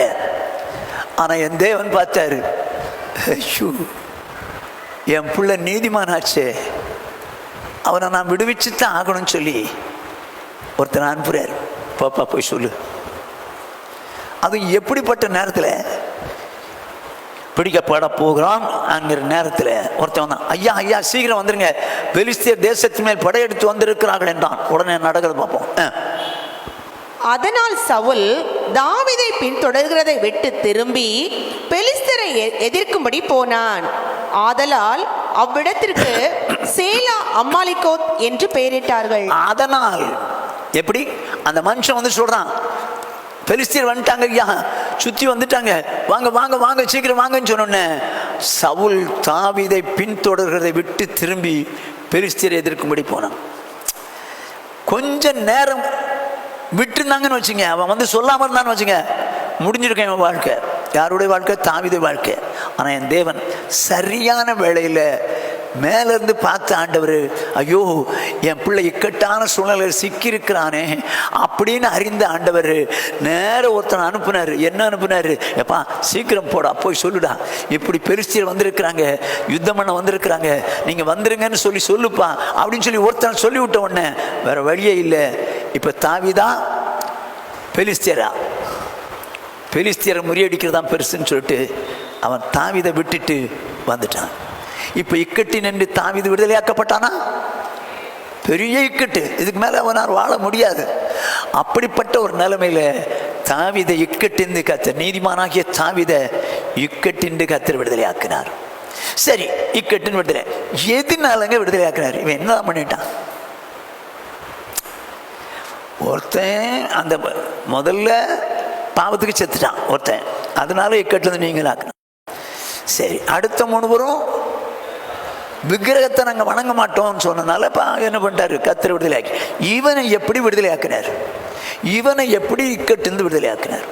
கொல்லக்கூடாதுன்னு விடுதலை ஆக்கினது எப்படின்னா, வாசிங்க அப்போஸ்தலர் நடபடிகளின் புஸ்தகம் 13வது அதிகாரம் 22வது வசனம். பின்பு அவர் அவனை தள்ளி தாவீதை அவளுக்கு ராஜாவாக ஏற்படுத்தி, ஈசாயின் குமாரனாகிய தாவீதை என் இருதயத்துக்கு ஏற்றவனாக கண்டேன். ஓஹோ, என் இருதயத்துக்கு ஏற்றவனாக கண்டேன், எனக்கு சித்தமானவைகளை எல்லாம் அவர் செய்வான் என்று அவனை குறித்து சாட்சியும் கொடுத்தார். என்ன சொல்றாரு? தாவீது என் இருதயத்திற்கு ஏற்றவன், நான் அப்படி கண்டேன். ஏன்னா எனக்கு சித்தமானவளை எல்லாம் அவன் செய்வான். அப்படின்னு அர்த்தம் என்ன? ஆண்டவர் சொன்ன வசனத்தின்படி எல்லாம் செய்வான். என்னை குறித்து நேசமுள்ள அவன் நான் என்ன சொன்னாலும் செய்வான். ஒன்னே ஒன்று விஷயத்தில் தான் தவறிட்டான்னு சொல்லுவார், ஆண்டவரே சொல்லுவார், பத்சேபாள் விஷயத்தில். மற்றபடி ஒன்று கூட அவன் தவற மாட்டான், என்ன சொன்னாலும் செய்வான். அப்போ இவன் ஆண்டோட வசனத்துக்கு நடுங்கிறவனாக இருந்திருக்கிறான். ஆகவே அப்படிப்பட்ட தாவீதை, வசனத்துக்கு நடுங்கி வாழ்ந்த அந்த தாவீதை என் இருதயத்துக்கு ஏற்றவன், அவன் எனக்கு சித்தமானவன் எல்லாம் செய்வான்னு சொல்லி எண்ணின ஆண்டவர் இந்த இக்கட்டான சூழ்நிலையில் அவனை விடுவிச்சிட்டார். எதனால விடுவித்தாரு? ஆண்டவருடைய வசனத்துக்கு எல்லாம் வாழணும்னு தன்னை அர்ப்பணிச்சதுனால் விடுவிச்சிட்டார். அருமையானவர்களே, நீங்களும் நானும் கூட ஆண்டவர் என்ன வசனம் சொன்னாலும் வாழணும். ஆண்டவரே, என் விருப்பப்படி விட்டுறாதீங்க. உங்க விருப்பம் வேதம், என் விருப்பம் என் மனசாட்சி. என் விருப்பத்துக்கு விட்டுறாதீங்க. நான் வசந்தபடியே வாழ்கிறேன் அப்படின்னா நமக்கு இக்கட்டான சூழ்நிலை வரும்போது என் தேவன் நம்மை விடுவிக்க வல்லவராக இருக்கிறார். ஆமென், ஹல்லேலூயா, ஹல்லேலூயா. ஆண்டவர் என்ன சொல்றாருன்னா, ஏசாயா தீர்க்கதரிசன புஸ்தகம் 66வது அதிகாரம்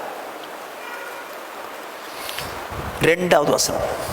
என்னுடைய கரம் இவைகளை எல்லாம் சிருஷ்டித்ததினால் இவைகள் எல்லாம் உண்டாயின என்று கர்த்தர் சொல்லுகிறார். சரி. ஆனாலும் சிறுமைப்பட்டு ஆவியில் நொறுங்குண்டு என் வசனத்துக்கு நடுங்குறவனையே நோக்கி பார்ப்பேன். என்ன சொல்றாரு பாருங்க, எல்லாம் நான் தான் உண்டாக்குறேன் சொல்லிட்டு சிறுமைப்பட்டு ஆவியில் நொறுங்குண்டு என் வசனத்துக்கு நடுங்கிறவனையே நோக்கி பார்ப்பேன்.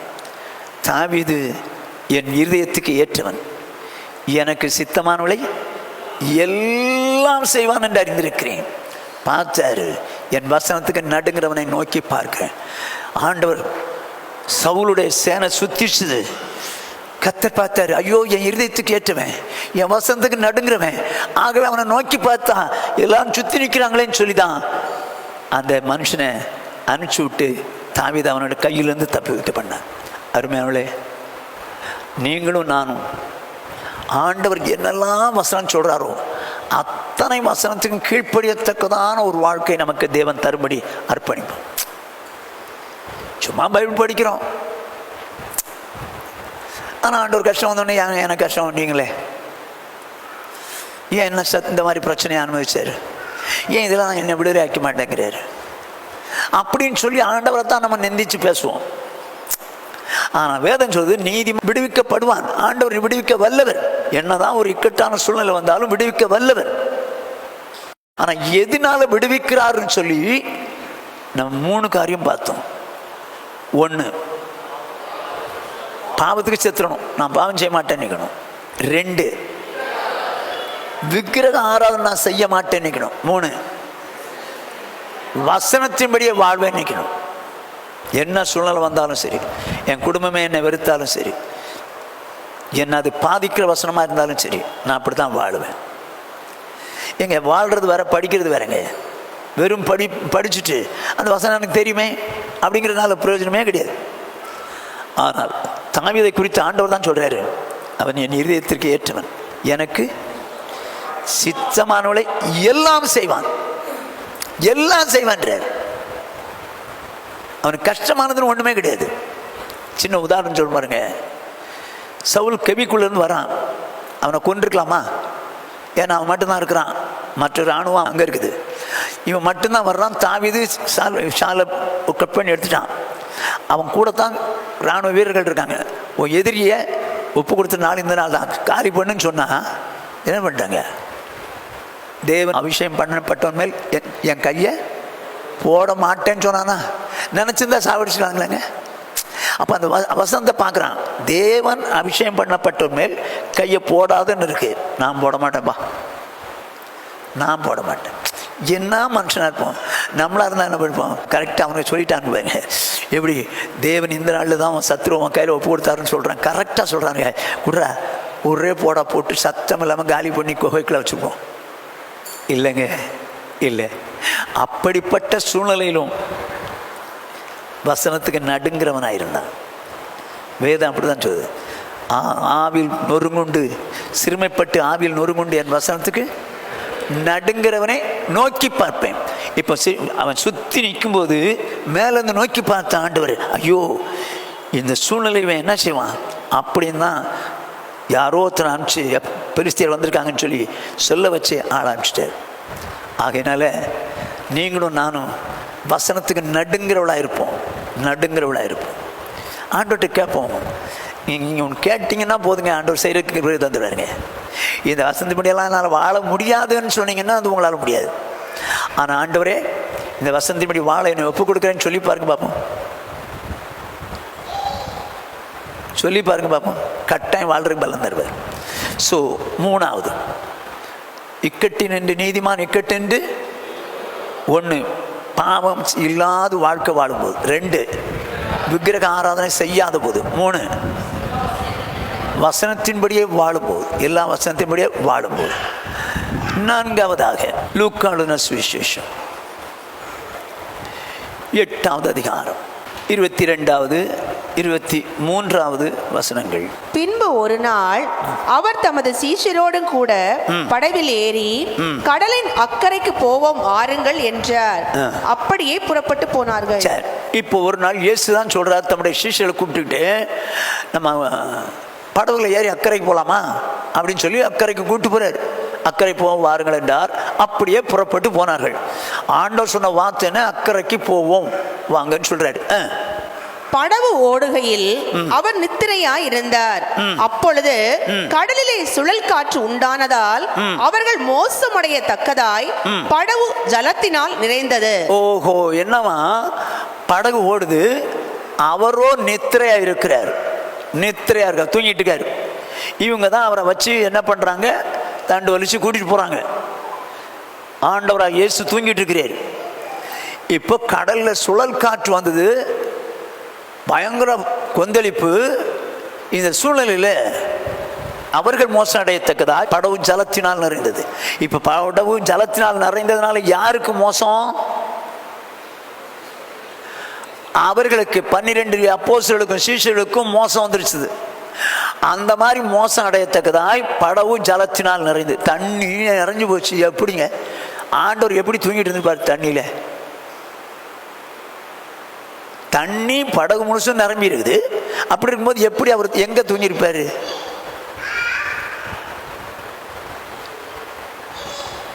இப்போ இப்படி இக்கட்டான ஒரு சூழ்நிலை முடிஞ்சு போச்சு கதை. இக்கட்டான ஒரு சூழ்நிலையில் சிக்கிட்டாங்க 12 அப்போஸ்தலர். அவரோ தேவகுமாரன், அவர் தூங்குவார். ஆனா இவங்க 12 பேருக்கு என்ன செய்ய தெரியல. நடக்கிறத பார்ப்போம். அவர்கள் அவரிடத்தில் வந்து, ஐயரே ஐயரே மடிந்து போகிறோம் என்று அவரை எழுப்பினார்கள். அவர் எழுந்து காற்றையும் ஜலத்தின் கொந்தளிப்பையும் அதட்டினார். உடனே அவைகள் நின்று போய் அமைதல் உண்டாயிற்று. போதும், அவங்க அக்கறைக்கு போய் சேர்ந்துட்டாங்க. போங்க. இப்போ பாருங்க, அவரிடத்தில் வந்துட்டாங்க. அவர் தூங்கிட்டு இருக்காரு. ஐயரே ஐயரே மடிந்து போகிறோம் என்று அவரை எழுப்பினார்கள். இவங்க எழுப்பின பிறகுதான் அவர் எழும்பி காற்றையும் ஜலத்தையும் கொந்தளிப்பையும் அதட்டி இவங்களை என்ன பண்ணிட்டாரு, அமைதல் உண்டாக பண்ணி அக்கறை கொண்டு போய் சேர்க்கிறார். சரி, இவ்வளோ பெரிய இக்கட்டான ஒரு சூழ்நிலை என்ன? இவங்க அத்தனை பேரும் படகோடு கூட கடலுக்குள்ளே போகிறாங்க, கடலுக்குள்ளே போகிறாங்க. அப்படிப்பட்ட ஒரு சூழ்நிலை. இந்த சூழ்நிலையில் எப்படிங்க இவங்க எஸ்கேப் ஆனாங்க? நீதிமான்கள் இக்கட்டினின்று விடுவிக்கப்படுவார்கள்.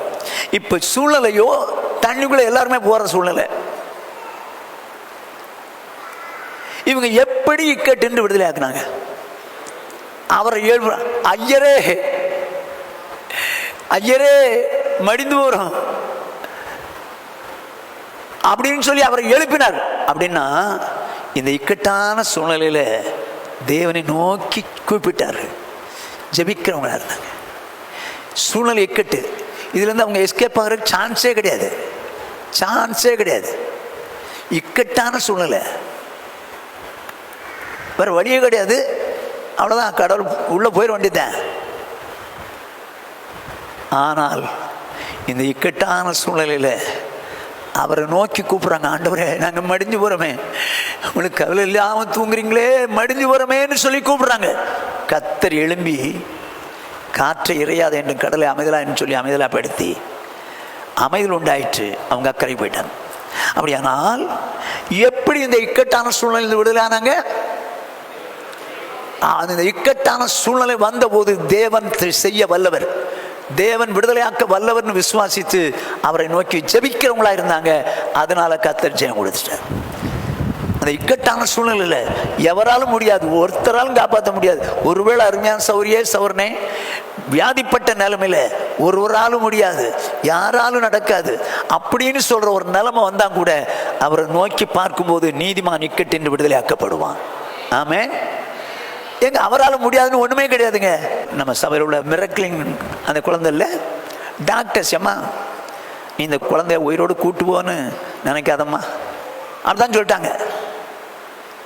இந்த குழந்தைய நீ உயிரோடு வீட்டுக்கு கூட்டு போவேன்னு நினைக்காத, நிலைமை அப்படி மோசமாக இருக்குது அப்படின்னு சொல்லிட்டாங்க.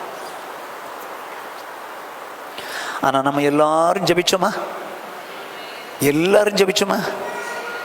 கர்த்தர் அந்த டாக்டர்ஸ் வந்து சொல்கிறாங்களாம், ஏமா அவன் பேர் என்ன மிராக்கிள், கடவுள் தான் உனக்கு மிராக்கிள் பண்ணியிருக்காருமா.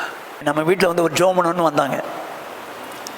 அந்த குழந்தை அழகாக பிடிச்சி நடக்குது, எல்லா விதத்திலும் ஆக்டிவிட்டி நல்லா இருக்குது, நல்ல ஆக்ஷன் பண்ணுது. எங்களுக்கு எல்லாருக்கும் ஆச்சரியம், இப்படி எப்படி செய்ய முடியும்? ஏன்னா அவங்க சொன்ன ஸ்டேட்மெண்ட் எப்படி முடிஞ்சு போச்சு, கதை சுகமாக கொண்டு போவேன்னு எண்ணாதேன்னு சொல்கிற அளவுக்கு தான் இருந்தது. ஆனாலும் கர்த்தர் அந்த பிள்ளைய பழையபடி நல்ல சுகமாக்கி நடக்க வச்சாரா? இது தேவனால் மட்டும்தான் முடிஞ்சது. ஹல்லேலூயா. எப்படி முடிஞ்சு தெரியுமா? எல்லாரும் ஜெபம் பண்ணோமா? அவளும் கண்ணீர் விட்டு கத்திருப்பாளா? அவங்க வீட்டுக்காரனும் கத்திருப்பாங்களா?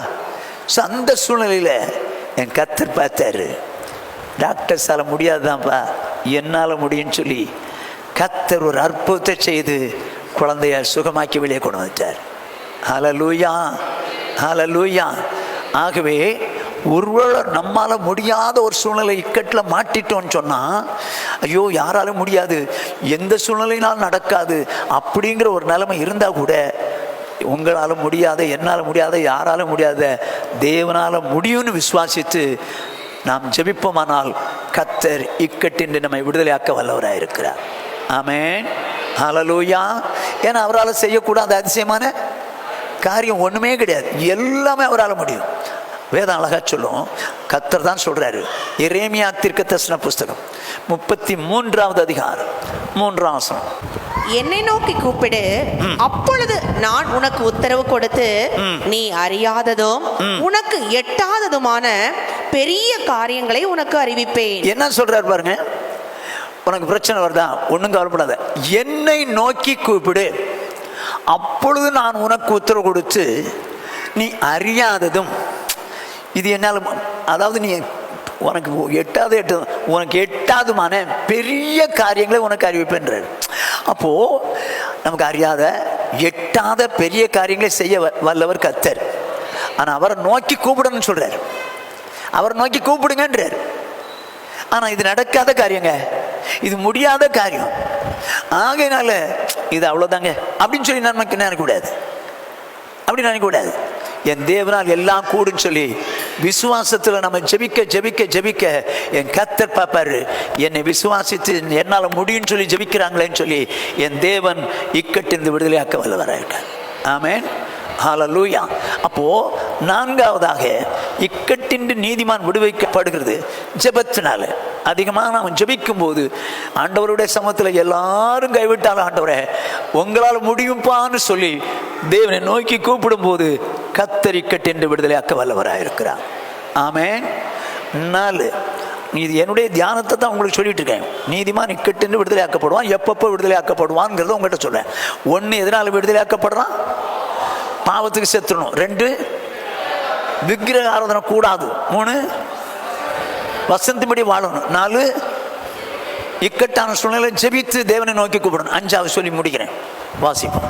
1 ராஜாக்களின் புஸ்தகம் 17வது அதிகாரம் 10 to 12 வரைக்கும். அப்படியே அவன் எழுந்து சாரிபாத்துக்கு போனான். அந்த பட்டணத்தின் ஒலிமுக வாசலுக்கு அவன் வந்தபோது அங்கே ஒரு விதவை விறகு பொறுக்கிக் கொண்டிருந்தாள். அவன் அவளை பார்த்து கூப்பிட்டு, நான் குடிக்கிறதற்கு கொஞ்சம் தண்ணீர் ஒரு பாத்திரத்தில் எனக்கு கொண்டு வா என்றான். கொண்டு வர அவள் போகிற போது அவன் அவளை நோக்கி கூப்பிட்டு, கொஞ்சம் அப்பமும் உன் கையிலே எனக்கு கொண்டு வா என்றான். அதற்கு அவள், பானையில் ஒரு பிடி மாவும் கலயத்தில் கொஞ்சம் எண்ணெயுமே அல்லாமல் என்னிடத்தில் ஒரு அடையும் இல்லை என்று உம்முடைய தேவனாகிய கர்த்தருடைய ஜீவனை கொண்டு சொல்லுகிறேன். இதோ நானும் என் குமாரனும் சாப்பிட்டு செத்து போக அதை எனக்கும் அவனுக்கும் ஆயத்தப்படுத்துவதற்கு 2 விறகு பொறுக்குகிறேன் என்றாள். போதும். இந்த சம்பவம் நமக்கு நல்லா தெரியும். இப்போ கேரி தாற்றுங்கரையில் உட்கார்ந்துருந்தான் எலியா. அப்படி உட்கார்ந்திருந்த போது பஞ்ச காலம், தேசம் முழுசும் பஞ்சம். இந்த பஞ்சத்தினால காகம் கொண்டு சாயங்காலமும் காலையிலுமா இறைச்சியும் அப்பமும் கொண்டு போட்டுச்சு. ஆனால் கேரி ஆற்றுல தண்ணிலாம் போச்சு, பஞ்சமாகி போச்சே, தண்ணி இல்லை. உடனே ஆண்டவர் சொல்கிறாரு, நீ சாரிபாத் ஊருக்கு போ, அங்கே உன்னை காப்பதற்கு ஒரு விதவையை கட்டளையிட்டு இருக்கிறேன்னாரு. கரெக்டாக அங்கே போனால் ஒரு விதவை விறகு பொறுக்கிட்டு இருக்கிறா. இவன் என்ன கேட்குறான், கொஞ்சம் தண்ணி எடுத்து வாயன் அப்படின்னு. தண்ணி எடுக்க திரும்பினாலோ இல்லையோ 2 அப்பம் சுட்டுட்டு வாயன். எப்படி இருக்கும்? நான் உங்கள் வீட்டுக்கு வர்றேன் சிஸ்டர், கொஞ்சம் தண்ணி இருந்தால் கொண்டு வாங்களேன். சரி பாஸ்டர் எட்டு வரும்போது 2 தோசை வேணா சுட்டுவாங்க. என்னடா புது ஊழியக்காரனாக இருக்காரு, தோசை கேட்குறாரு, தண்ணி தான் கேட்குறான், கொடுத்துலாம் தோசை கேட்குறாரு. எப்படி இருக்கும் உங்களுக்கு? ஆனால் அதை தான் அவன் சொல்கிறேன், ஐயா நீங்கள் இப்படி கேட்குறீங்க, என்கிட்ட மாவும் கிடையாது, கொடுக்க மாட்டேன்னு சொல்ல வரல. மாவும் கொஞ்சம் தான் இருக்குது, எண்ணெயும் கொஞ்சம் தான் இருக்குது. நானும் என் பிள்ளையும் சாப்பிட்டு சாவுறதுக்கு. எதுக்கு சாப்பிட்றாங்களா? சாவுறதுக்கு சாப்பிட்ற ஆட்கள். சாவுறதுக்கு சாப்பிடுவாங்களா? சாப்பிடாமல விட்டுருவாங்கள. சரி, சாப்பிட்டு கடைசியாக சாப்பிட்டு சாவுறதுக்கு நான் விறகு போய்க்கு விடுறேன் அப்படின்றான். அவன் சொல்கிறான். அப்பொழுது எலியா அவளை பார்த்து, பயப்படாதே, நீ போய் உன் வார்த்தையின்படி ஆயத்தப்படுத்து.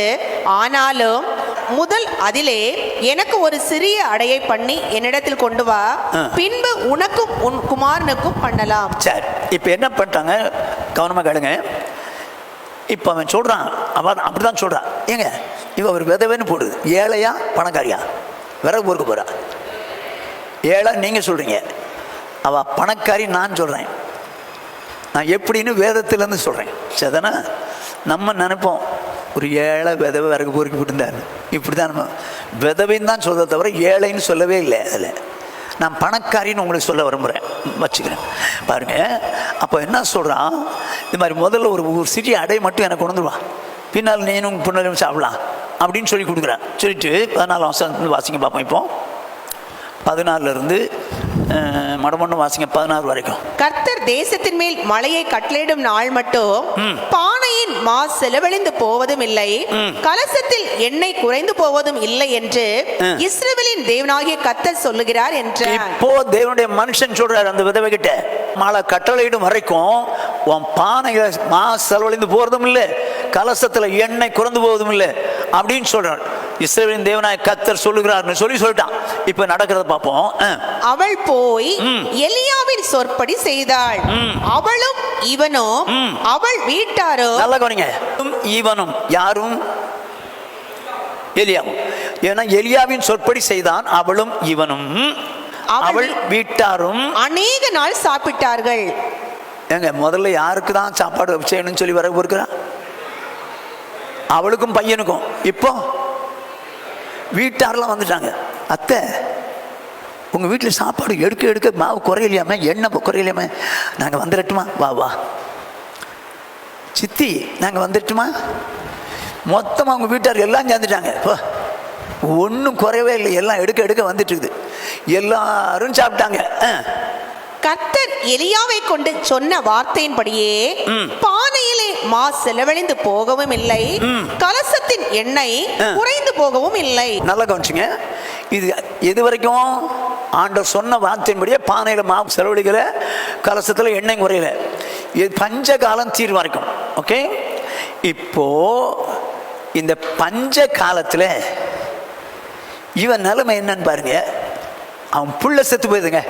அவன் புள்ள செத்து போயிடுது. அடுத்தாப்புல நீங்கள் வாஸ்தா தெரியும். இப்போ அவன் எப்படிப்பட்ட வீட்டில் இருக்கிறான் அப்படிங்கிறத உங்களுக்கு புரியுற மாதிரி சொல்கிறேன். 19 to 20 வரைக்கும் வாங்கி. அதற்கு அவன், உன் குமாரனை என்னிடத்தில் தா என்று சொல்லி அவனை அவள் மடியிலிருந்து எடுத்து தான் தங்கியிருக்கிற மேல் வீட்டிலே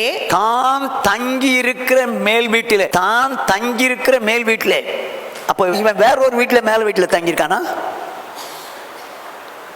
வேற யார் வீட்டில் வாடகைக்கு இருக்கானா? அவன் வீடு தான். மேல் வீட்டிலே அவனை கொண்டு போய் தன் கட்டிலின் மேல் வைத்து, இப்ப கட்டிலாம் கொடுத்திருக்கிறா, மேல தங்குறதுக்கு இடம் கொடுத்திருக்கிறா. என் தேவனாகிய கர்த்தாவே, நான் தங்கி இருக்க இடம் கொடுத்த இந்த விதவையின் மகனை. அப்போ சாப்பாடு கொடுத்தது மட்டும் இல்ல, அந்த ஊழியக்காரனுக்கு வந்திருக்கிற ஊழியக்காரன் கேட்டவனுக்கு சாப்பாடு கொடுத்தது மட்டும் இல்லை, அவன் தங்கியிருக்கிற பஞ்சகாலம் தீரும் வரைக்கும் நம்ம வீட்டில் இருக்கட்டும் சொல்லி மாடி வீடுங்கிறது மேல் வீட்டு அறையில கொண்டு போயிட்டான். தான் தங்கியிருந்த முந்திர வசந்த போடும் பாபா, தன் மடியிலிருந்து எடுத்து தான் தங்கியிருந்த மேல் வீட்டில் அவனை கொண்டு போய், அப்போ எங்க தங்கியிருக்கிறான்? மாடியில தங்கியிருக்கிறான். அப்போ ஒரு மாடி வீடு அவங்களுக்கு. ஏழை கிடையாது, மாடி வீடு. அவன் மாடி வீட்லையும் அவன் என்ன பண்ணிட்டான்? தங்கியிருக்கிற அடுத்த வருஷம் கொடுப்பான், நான் தங்கியிருக்க இடம் கொடுத்த இந்த விதவையின் மகனை சாகப்படினால் அவளுக்கு துக்கத்தை வருவித்துரோ என்று கர்த்தரை நோக்கி கூப்பிட்டு அந்த பிள்ளையின் மேல் 3 தரம் குப்புற விழுந்து, என் தேவனாகிய கர்த்தாவே, இந்த பிள்ளையின் ஆத்துமா அவனுக்குள் திரும்பி வர பண்ணும் என்று கர்த்தரை நோக்கி விண்ணப்பம் பண்ணினான். அவனை கர்த்தர் சுகப்படுத்தி அவன் கையில கொடுத்தாரு. சரிதானா? இது தெரியும். ஒரு பெரிய இக்கட்டான சூழ்நிலைங்க. ஒண்ணு பஞ்சம். இந்த பஞ்சத்துல யாரும் தப்ப முடியாது. அந்த அளவுக்கு பஞ்சம். 2வது பிள்ளை செத்து போச்சு. இப்படி எழுப்ப முடியாது. இக்கட்டான சூழ்நிலை. ஆனால் நீதிமான் இக்கட்டினின்று விடுவிக்கப்படும். அந்த விதவைய குழந்தைய விடுவிச்சாரா? எப்படிங்க விடுவிச்சாரு? விடுவிக்க காரணம் என்னங்க? ஊழியக்காரனை கனமண்ணனால சாப்பாடு கொடுத்து போஷித்து கனமண்ணனால காப்பாத்தினார், விடுதலையாக்கினார். ஊழியக்காரனை தேவனுடைய நாமத்தின் நிமித்தம் ஊழியக்காரனுக்கு ஒரு கலசம் தண்ணி கொடுத்தாலும் அதன் பலனை போறதில்லை. ஊழியக்காரனை கனம் பண்ணும் போது கர்த்தர் பார்க்கிறாரு, உங்களை கனம் பண்ணா என்ன கனம் பண்ண மாதிரி, உங்களை அசட்டை பண்ணா என்ன அசட்டை பண்ண மாதிரி, என்ன அசட்டை பண்ணா என்ன அனுப்பினவர் அசட்டை பண்ண. அப்போ ஊழியக்காரனுக்கு நீங்க ஒரு கலசம் தண்ணி கொடுத்தாலும் அதற்குரிய பலன் உண்டு. அருமையானே, ஊழியக்காரர்களை நாம் கனம் பண்ணும் போது கர்த்தர் நம்ம இக்கட்டிலிருந்து கூட கர்த்தர் விடுதலையாக்க வல்லவராக இருக்கிறார். விடுதலையாக்க வல்லவராக. வேற ஒன்றும் செய்யலாமா? வந்தவனை ஏற்றுக்கொண்டா, மேல் வீட்டில் தங்க வச்சா, பஞ்சம் தீர் வரைக்கும் சாப்பாடு குறையில, செத்து போன பிள்ளை எழும்புது. இக்கட்டான சூழ்நிலைங்க, இக்கட்டான சூழ்நிலை. ஆனால் என் கர்த்தர் அவங்களை இக்கட்டிலிருந்து விடுதலை ஆக்கினார். ஆமென், ஹல்லேலூயா. எப்படி? அவன் வேற ஒண்ணுமே செய்யலையே. வந்த ஊழியக்காரனை வீட்டில் ஏத்துக்கிட்டு அவனுக்கு செய்ய வேண்டியது நன்மையான காரியத்தை செஞ்சா. பார்த்தார் கர்த்தர், என் நாமத்தின் நிமித்தம் தானே இப்படி செஞ்சா, அதனால இவளை இக்கட்டிலிருந்து விடுதலை ஆக்குறேன்னு சொல்லி பஞ்சகாலத்திலிருந்து விடுதலை ஆக்கினார். தம் புள்ள செத்து போன நிலைமையிலிருந்தும் விடுதலை ஆக்கி அவனை உயிரோடு எழுப்பி கொடுத்துட்டார். ஓகே, ஆகவே வேதம் என்ன சொல்லுதுன்னு பாருங்க. நிற்போம். ஊழியரை கனம்ன்றதுனால அந்த இக்கட்டிலிருந்து விடுதலையாக்கப்படுற 6ஆம் அதிகாரம் எபிரேயர் 6:10. ஏனென்றால் உங்கள் கிரியையையும் நீங்கள் பரிசுத்தவான்களுக்கு ஊழியம் செய்ததினாலும் செய்து வருகிறதினாலும் தமது நாமத்திற்காக காண்பித்த அன்புள்ள பிரயாசத்தையும் மறந்து விடுகிறதற்கு தேவன் அநீதி உள்ளவர் அல்லவே. என்ன சொல்லுது பாருங்க, மறந்து விடுகிறதற்கு தேவன் அநீதி உள்ளவர் அல்லவே. அப்ப அநீதி உள்ளவனா இருந்தாதான் மறப்பான். இவர் அநீதி உள்ள தேவன் அல்ல மறந்து விடுறதுக்கு. எதை மறக்க மாட்டாராம்? நீங்கள் உங்கள் கிரியையும் நீங்கள் பரிசுத்தவான்களுக்கு ஊழியம் செய்ததினாலும் செய்து வருகிறதுனாலும் தமது நாமத்திற்காக நீங்கள் காண்பித்த அன்புள்ள பிரயாசத்தை, அப்படியானால் அவருடைய நாமத்திற்காக தேவனுடைய ஊழியக்காரர்களுக்கு ஊழியம் செய்ததினாலும், பரிசுத்தவான்களுக்கு ஊழியம் செய்ததினாலும், செய்து வருகிறதுனாலும், என் நாமத்தின் நிமித்தம் நீங்க பிரயாசப்பட்டீங்கல்ல, அதை நான் மறக்கவே மாட்டேன்போ, நான் மறக்கவே மாட்டேன். அருமையானே, கர்த்தர் நாமத்தின் நிமித்தம் ஊழியக்காரரை கனம் பண்ணும் போது அப்படிப்பட்ட காரியத்தை அவர் என்ன பண்ண மாட்டார்? மறக்க மாட்டார். மறக்காதபடிக்கு தேவன் சூழ்நிலை வரும்போது நமக்கு இக்கட்டிலிருந்து விடுதலை ஆக்குவார். ஆமென், ஹல்லேலூயா. ஏன்னா சீஷன் நாமத்தின் ஒருவனுக்கு ஒரு கலசம் தண்ணி கொடுத்தா கூட நான் விட மாட்டேன்பா, அவங்கள விடுவேன், அவங்களுக்கு பலர்ச்சி. ஆகவே நீதிமான் இக்கட்டின்றி விடுதலை ஆக்கப்படுவான். இக்கட்டின்றி விடுதலையாக்க தேவன் வல்லவர் தானா? யாரை விடுதலை ஆக்குவார்? நீதிமானை. நீதிமான் எப்படிப்பட்டவனா இருந்தால் விடுதலை ஆக்குவார்? 1, பாவம் செய்ய மாட்டேன் நிக்கணும். 2, விக்கிரக ஆராதனை செய்ய மாட்டேன் நிக்கணும். 3, வசந்தபடியே வாழ்வேன் நிக்கணும். 4, இக்கட்டான சூழ்நிலை தேவனை நோக்கி ஜெபிக்கிறவங்களா இருக்கணும். 5, ஊழியக்காரரை கனம் பண்ணுகிறவர்களா இருக்கணும். அப்படி செய்யும் போது தேவன் இக்கட்டின்றி நம்மை விடுதலையாக்க வல்லவராக. ஆண்டவர்கிட்ட கேட்போமா? ஆண்டவரே, நீதிமான் இக்கட்டின்றி விடுதலையாக்கப்படுவான்னு சொல்லி அந்த வசனத்தின் மூலமாக எங்களை இந்த நாளிலே எப்படி எப்படி விடுதலையாக்கப்படுகிறான் என்பதை உணர்த்தினீரப்பா. நாங்கள் அப்படி வாழ எங்களை ஒப்பு கொடுக்குறோம் என்று சொல்லி ஒப்பு கொடுப்போம். சாம்சன் இப்பொழுது தேவனை நோக்கி ஜெபிப்பார். ஆண்டவரே, கிருபையாய் கொண்டு ஆசீர்வதிக்கப்பட்டதான இறைவேளைக்காய் நன்றி இதயத்தோடு துதிக்க ராஜாமை சோத்திரிக்கிறோம். திருப்பாத்த முத்த செய்கிறோம். என் தேவனாய் கர்த்தருடைய பெரிதான கிருபையினாலே இந்த நாளில் மீண்டும் நம்முடைய சமூகத்தில் கடந்து வர முடியாய் ஆண்டவரே வேதத்தை ஆராய்ந்து பார்க்க முடியாது கர்த்தர் உதவி செய்த கிருபைகளுக்கு நன்றி செலுத்துகிறோம். ஆண்டவரே, தொடர்ந்து ஆண்டவரே ஊழியக்காரை கொண்டு ஆண்டவரே எங்களோடு பேசி வருகிற உடைய எல்லா வார்த்தைகளுக்காக கூடாக்கூடிய நன்றியும் சோத்திரத்தை தகப்பனே. ஆண்டவரே, நீதிமானை குறித்து எப்படியெல்லாம் ஆண்டவரே நீதிமான் ஆண்டவரை குறித்து காரியங்களை எங்களோடு பேசி வருகிற நன்றி செலுத்துகிறோம். இந்த நாள் ஆண்டவரே நீதிமான் இக்கட்டிலிருந்து விடுவிக்கப்படுவான்னு சொல்லப்பட்டிருக்கிறதே. ஆண்டவரே, இக்கட்டு எங்களுக்கு உதவி செய்ய மனுஷனுடைய உதவி விருதா என்று சொல்லப்பட்ட வார்த்தையின்படியாய் கர்த்தர் நீதிமானை எப்படியெல்லாம் இக்கட்டிலிருந்து விடுவிக்கிறீர் என்று சொல்லி இதனால் எங்களோடு திட்டம் தெளிவாய் பேசி நம்முடைய எல்லா ஆண்டவரே ஜீவனுள்ள வார்த்தைகளுக்காய் கோடா கூடி நன்றியும் சோத்திரத்தின் தகப்பனே. ஆண்டவரே, யோசேப்பை குறித்து நாங்கள் பார்த்தோமே தகப்பனே, சோத்திரங்க தேவனுக்கு விரோதமாய் பாவம் செய்வது எப்படி என்று சொல்லி ஆண்டவரே பாவத்துக்கு விரோதமாய் எழும்பி நின்று ஆண்டவரே அந்த யோசேப்பை ஆண்டவரே நீர் விடுவித்து ஆண்டவரே அவனை உயர்த்தின தேவனா இருக்கிறபடி நான் நன்றி செலுத்துகிறோம். தகப்பனே, துதிக்கு ராஜா மகிமைப்படுத்துகிறோம். ஷாத்ராக், மேஷாக், ஆபேத்நேகோ என்பவர்களை ஆண்டவரே எரிகிற அக்கினி ஜுவாலையிலிருந்து கர்த்தரை விடுதலை செய்த தேவனா இருக்கிறபடினாலே ஆண்டவரே அவர்கள் உம்முடைய வார்த்தைக்கு ஆண்டவரை கீழ்ப்படிந்து ஆண்டவரை விக்கிர ஆராதனைக்கு ஆண்டவரை விலகி இருந்தபடினாலே கர்த்தர் நீர் அவர்கள் ஆண்டவரை அந்த எரிகிற அக்கினி ஜுவாலையின் மத்தியில் உலாவி அவர்களை விடுவித்த தேவனா இருக்கிறபடி நான் நன்றி செலுத்துகிறோம். தகப்பனே, துதிக்கிறப்பா சோத்திரிக்கிறோம்.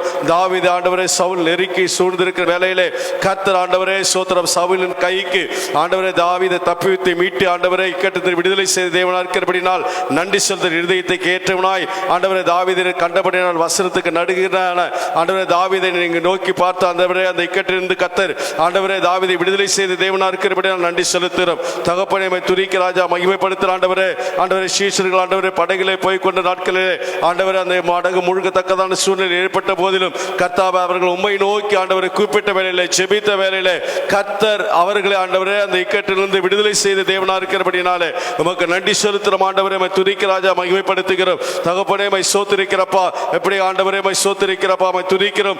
ஊழியக்காரை கனப்பனின் ஆண்டவரே அந்த சாரிபாத் விடவி ஆண்டவர் இந்த பஞ்சத்திலிருந்து விடுதலை செய்தீர். அவன் மகனையும் ஆண்டவரை மரித்து போனதான மகனையும் ஆண்டவரை உயிரோடு எழுப்பி கொடுத்த தேவனா இருக்கிறபடி நன்றி செலுத்துகிறோம். ஆண்டவரை கேட்ட ஒவ்வொரு வசனப்படியாய் எங்களை இந்த அர்ப்பணிக்கிறோம். கர்த்தர் நீங்க அப்படியே நடத்தி சித்தத்தின்படி எங்களை நடத்தும்படியாய் கேட்ட ஒவ்வொரு வசனத்துக்கு எங்களை அர்ப்பணிக்கிறோம். கர்த்தர் நீங்க நடத்துங்க. நீதிமான் இக்கட்டிலிருந்து விடுவிக்கப்படான்னு சொல்லியிருக்கிறீங்களே தகப்பனை, எங்களுக்கு நேரிடுக்கிற எல்லா இக்கட்டிலிருந்தும் கர்த்தர் நீங்கள் எங்களை விடுவிக்க தேவனா இருக்கிறபடி நன்றி செலுத்துகிறோம். தகப்பனை, வல்லக்கரல ஒப்பு கொடுக்கிற கர்த்தர் நடத்துங்க. நாமத்தை மையப்படுத்திக் கொள்ளுங்க. ஆண்டவரே, எங்களை எல்லா இக்கட்டுகளுக்கும் கர்த்தர் நீங்க விலக்கி பாதுகாத்துக் கொள்ள முடியாது செபிக்கிறப்பா கிருபையில கரல ஒப்பு கொடுக்கிறேன். இயேசு நாம் செபிக்கிறேன் சொல்ல நல்ல பிதாவே, ஆமென். என் ஆத்துமாவே கர்த்தரை ஸ்தோத்திரி, என் முழுவதுமே பரிசுத்த நாமத்தை ஸ்தோத்திரி. என் ஆத்துமாவே கர்த்தரை ஸ்தோத்திரி, அவர் செய்த சகல உபகாரங்களை மறவாதே. ஆமென். நம்முடைய கர்த்தராகிய இயேசு கிறிஸ்துவினுடைய கிருபையும் பிதாவாகிய தேவனுடைய அன்பும் பரிசுத்த ஆவியானுடைய ஐக்கியம் அந்யோன்யமும் ஆறுதலும் சமாதானமும் இன்றும் என்றும் நம்மனவரோடும் உலகுள்ள சகல பரிசுத்தங்களோடு காப்பதாக. ஹல்லேலூயா, ஹல்லேலூயா, ஹல்லேலூயா.